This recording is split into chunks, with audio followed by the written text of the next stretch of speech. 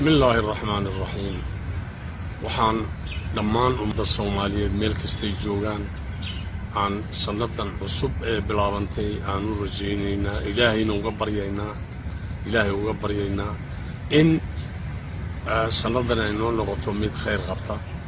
سندنا بديد سند هرمر سند عن حقي حقوق وحي عن إثيوبيا كلهين عن إلهي نغسيو إننا نقود الددالو سند أين النقون ويوحي هوري جري إن دادكينا لكينتو أو ما درتي لاستعمال أين النقون سند عن حولهن عن حر النقون إنو إلهي نوغردقو ونددال كان وذقلنو إذيل كيمبا ونركينا إثيوبيا ميشاي مريسي يان إلهي وبرينا مدى كالي وحان إلهي وبرينا أبارتن أدق إيمانتا سومالي بوابساتي غارهان قبل كا داوي إنكستي دمان ديغان كسومالي دوا أي أبارتني سي أدق تابساتي وحان دولة ديغان كسومالي دا حد دمان تجوغتا عن أورونينا وليناي war ummadaas waa ummadeennii waxay u baahan yihiin gargaar dabay u baahan yihiin in loo gurmaday u baahan yihiin wixii hawl ee jirtaba in laga wada qayb qaato oo sidii loogu gurman lahaa laga wada shaqeeyaa loo baahan yahay maanta midda kale dowladda Itoobiya waan arkaynaa iyadu waxay ku heelan tahay dagaalada iyo dadka dagaaladu barakiciyeen iyo say wax u gargaari lahayd waqooyiga Itoobiya hasa ahaatee innaga indhanoomale oo nooma soo jeeday dowlad deegaanka waxaan kol kaleetaan danaan ku celinayaa in ay hay'adaha samafalka ee adduunka ay qayladaan adag u diraan si gurmadka dadkeena u helaan Soomaalida meel kastay ku nool yihiin dibad iyo gudaba waxa weeye inaan isgargaarno in inagu aan isku tashanno in dadkeena dhibaatadu haysato aan ideelkeenba ka wada hawlgalno oo sidii loo gargaari lahaa aan sameeyno markaan intaa dhaafo waxaan maanta halkan aan u soo fadhiistay in aan sheego sanaddeena dhaaftay ee 2021 inay ahayd sanad madow gaar ahaan gobolka City waxa uu ahayd sanad madow taariikhda beesha halkan degta beesha ciise ee degta galbeedka City weligeed ciise waxaa sanadaas soo maray maynan soo marin in dhul iyo dadba la waayo in barakac ballaaran uu ka dhaco deegaanka galbeedka City in gurmad ay waayaan dadkaas in ma adaragtay shirar badan oo shirqoola dowlad deegaanku ay gasho oo waxba aynan ka naasacadayn oo nabadna keenin colaadna waxba ka tarin waxa weeye shirqoolada waxa ka qayb galayay inta badana waa dowlad deegaanka Soomaalida iyo kuwa odayada ma adaragtay la taliya ina cagjar waxaa u darnaa shirqoolkii u weynaa ee ugu dambeeyay wuxuu kii dhacay bishii Juun bilowgeedii shirqoolkaas oo ay ka qayb galeen odayada la shaqeeya madaxweynaha dowlad deegaanka Soomaalida iyo kuwa gobolka odayada ka tirsan guriga ogaaska ee gobolka City shirqoolkaas wuxuu ahaa shirqoolkii ugu dambeeyay ee dhulka ma adaragtay ummadda ciidamadiina laga saaray loo baneeyay shay cafar waxay doonto u samayso imika haddaan ku soo laabno dhibaatooyinkii dhacay ee barta madow nagu noqday waxay u darnayd bishii loo odhanayay Abriil loo odhanayay labadeedii waa kii la gubay magaaladii Cadaytu magaalada Cadaytu gubitaankeega waxa ka dambeeyay waxay ahayd dowlad deegaanka cafarta oo garabna ka helaysa ciidamada Itoobiya magaaladay galeen way gubeen waxaa halkaa ku gultay ilaa iyo waxaan odhan karno 250 guri oo ganacsi iyo 200 oo guri oo shacabku lahaayeen baa halkaa lagu gubay oo lagu ku basbeelay dabadeedna waxaa dhacay waa bisha Abriilune 6deedii galabnimadii in ciidamadii cafarta ay soo galeen gudaha magaalada oo ay dagaal ku qaadeen shacabkii oo dagaalkaana uu socday ilaa bisha 7deedii aroornimadii oo dhan ilaa duurkii halkaas oo ay ku dhinteen dad ubad ah oo 20 qof haddayna sare u dhaafsanayn lagu laayay iyo ma aragtay 180 qof oo kale oo shacab ah yaa halkaa lagu laayay waxaana halkaabaa lagu xasuuqay xasuuqii ugu horreeyey ka dhaca gobol galbeedka city wuxuu ahaa kaabuu ahaa dabadeed dadkii waa laga saaray magaaladii xoog baa lagaga saaray markaa dadkii markay gurmaday soo qaadeen ay magaalada agaarkayga soo degeenna sidaad u ogeydeenba waa kii haddana dib looga saaray layidhi magaalada ma geli kartaan guddi baa la diray laleeyahay xaqiiqa raadis wax allaaliya waxay ka qabatay ma jirin waa kii layidhi qoryaha dhiga oo ninkii doonaya magaaladaas soo galo waxay ahayd dee taasina shirqool kala ahaydoo dadka in lagu laayo unbaa la doonaya dadku way iska garteen way ka joogsadeen haddana halkii ay joogeen ee duleedka magaalada ahayd baa laga raray dadkaa dhibta gaadhay waa kii ay tegeen siday dhibaato siday doonaa u gaadheen birdheer waa kay tegeen birdheer bay degeen birdheerna wixii ku qabsaday waa nagii ogeyn birdheerna dagaal baa lagaga soo daba qaaday galaaseerka dabaal baa lagaga soo qaaday ummaddii sidii loo soo eryanayay ee dhibta loogu waday waa kuwa maanta dee meel kasti daadsan kaas wuxuu ahaa waa xasuuqii ka dhacay maadaragtay cadaydu dhibtaana saasoo dhacday dadkaa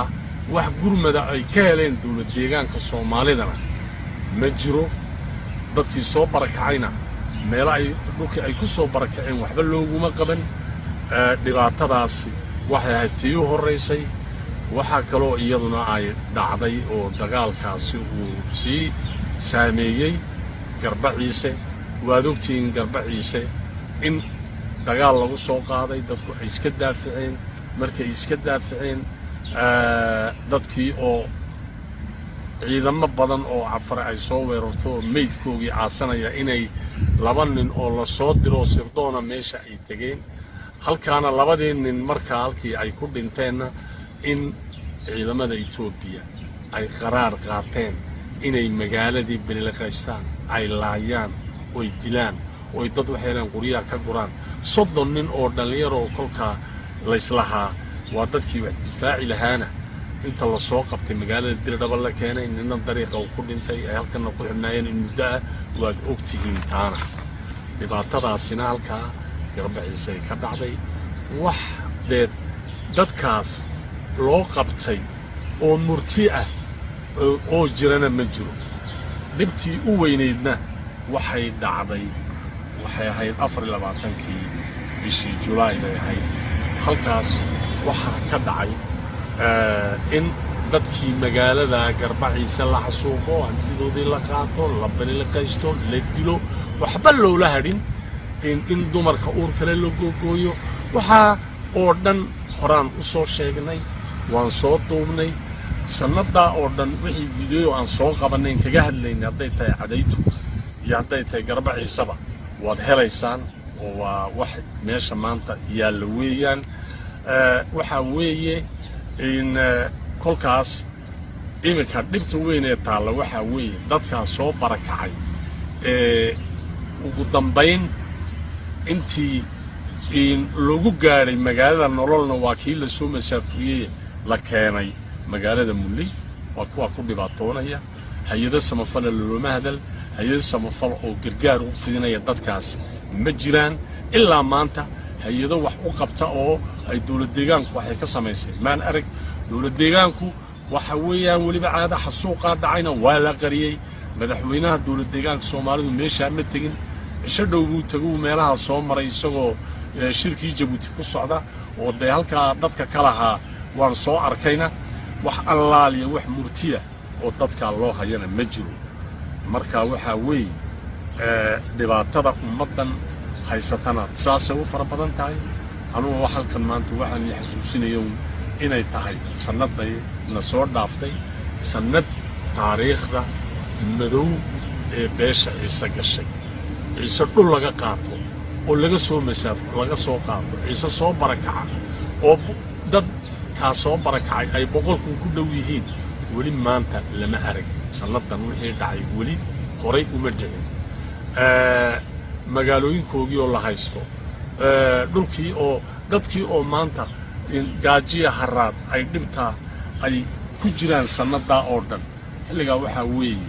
waa taariikhdii madoobeed ee deegaanka gobolbeedka city soo marta kolka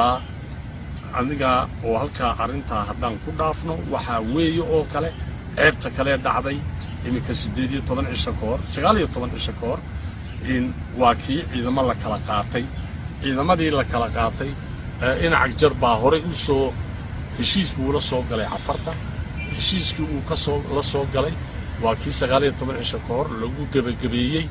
in labada ciidan la isweydaarsado ciidan wixii ciidamadii uu qabtay dowlad deegaanka Soomaalida haysay waa la sii daayay afartuna wixii ciidan liiw booliis ay hayeen way soo daayeen laakiin meesha waxa haray dad kaleete oo shacaba qaar bartay ku xiran yihiin qaarna waxay ku xiran yihiin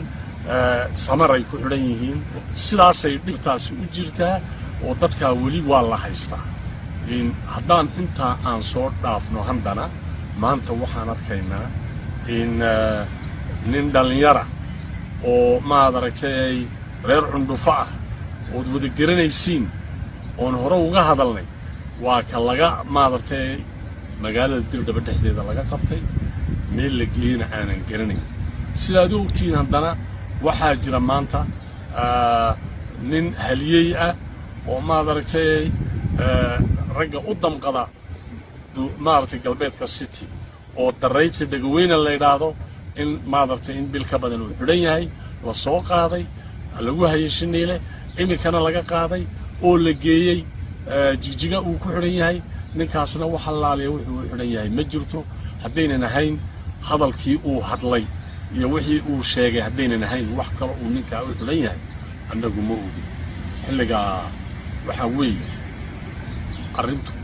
meesha ay marayso waan arkayna dhibaatada maanta beesha isaastan waan arkayna ilaahayna waxaan uga rajaynaynaa sanadan inay u noqoto sanad uu dhibtii hore uu ku iloobo marka wallahi taariikhaha hadii la eego anuu waqtigii dhargigii waxaan u joogay oday maadartay odayada Ciise kamidoo reer cadaytu ahaa oo Xasan Galab Faaraxaad loo oranayay yaan u joogay oo lagu xidhay la soo qabto harar ku xidhnaa dhargiga ku xidhay waxaan u joogay oo annagu halka waanagii harar tagnay odaygaas anoo rag odayaala Allah u naxariistay Xuseen Aadan baan la socday oo halka tagnay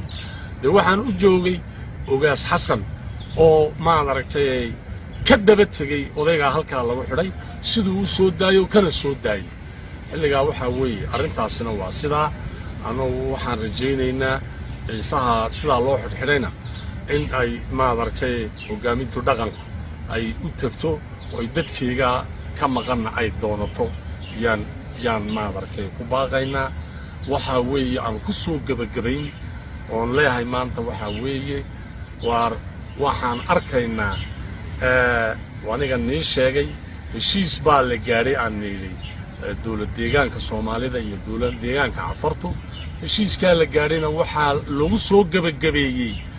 in la yiraahdo go'aankii Cabdi Ilay baa socon ee go'aan kale maadartay ma soconayo xilliga go'aankii berigii dhowita 3 sano soo hor ay gaareen ay lahaayeen maadartay waan ka laabanay ka oo maadartay dadkan xaqoodii baan doonaynaa laakiin waxa weeye wuxuu noqday wax laga tagay xilliga go'aankii Cabdi Ilay dhulka lagu wareejiyey inbaa socon yaa heshiisku maanta yahay xilligaa anuu halkan waxaan maanta ka soo jeedinayaa in kulley horta nabaddu waa mid jici doonta dee in tala loo gaadhana way fiican tahay oo tala la gaadho dadkeennaana in xal loo helo sidii xal loogu heli lahaana boqol maaragtay oo la samayn karo oo shirar iyo waxaa ma jirtay shir quraatay inuu ciisuhu qabsado oo danihiisa ka tashado kol wuxuu ka tashan danihiisii ka baaba'ay maaragtay ilaa maanta galbeedkaa city 3 sano dagaalkaa uu socdo dagaalkaa nabadna laga keeni waayey dagaalna lagu guulaysan waayey dowlad deegaanka Soomaaliduna ay maaragtay si dhab ah u gargaari weyday dadka dagaalkaasi waxba waa laga keeni waayey marka waxa kulley habboon maadaama wixii hore lagu fashilmay xilligay dadku wax ku fashilmaanna waa la bedelaa waa laga guuraa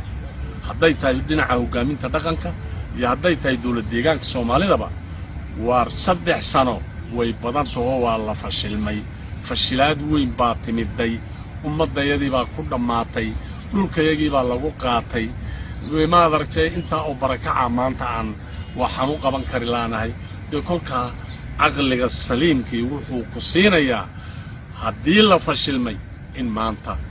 tala la gaadho la isku yimaado la tashado taladaa la gaadhayana ay noqoto tu dhammaan la iskugu yimaado dhammaan ku dibad jooga iyo ku guda jooga iyo ku oday iyo ku sheekh iyo ku shariif iyo ku siyaasi iyo intaba inta la isku yimaado la fadhiisto la iskugu baxo banka horeyna waanu yiri banka la iskugu baxo muddaday dooni ha qaadato bil ha qaadato haddii la dooni halkaa lagu tashado oo tala lagu gaadho taladaana ay noqoto tu kama dambayna oo ciisuhu uu maaragtay ku meel maro